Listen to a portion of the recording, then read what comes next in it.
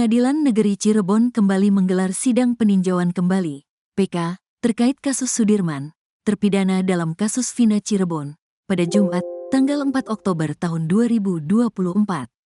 Sidang kali ini menghadirkan dua saksi penting, yaitu ahli pidana Azmi Syahputra dan politisi Deddy Mulyadi, yang diharapkan bisa memberikan keterangan kunci dalam permohonan PK ini.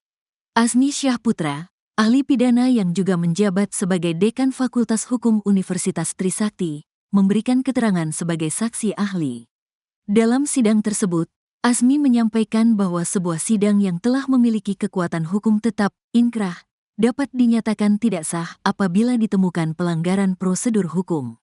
Ya, tadi saya sampaikan terkait kasus ini, saya mengilustrasikannya seperti sebuah bangunan yang sudah berdiri, namun perlu ditelusuri lagi khususnya pada bagian pondasinya.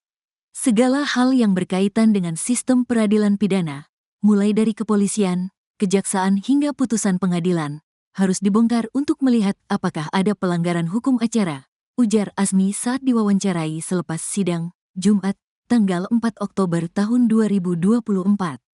Lebih lanjut, Azmi juga menekankan pentingnya memeriksa kembali seluruh proses peradilan untuk menemukan fakta baru atau bukti yang mungkin mengarah pada kekeliruan dalam putusan hakim.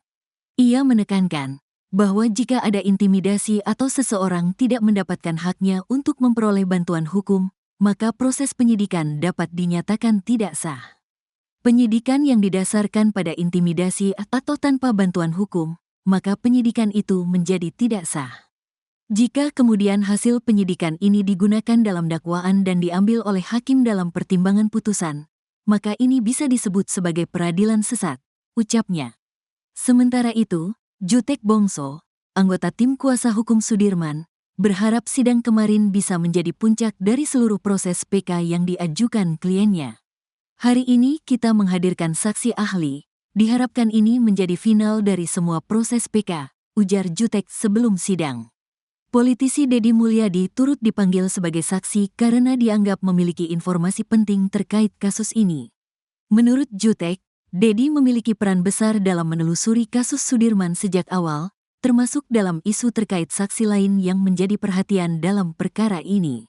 Sidang PK ini diharapkan menjadi titik akhir dari proses panjang kasus Sudirman, yang sebelumnya telah divonis bersalah dalam kasus Vina Cirebon. Jika permohonan PK diterima, ini bisa membuka jalan bagi Sudirman untuk memperoleh keadilan yang lebih adil.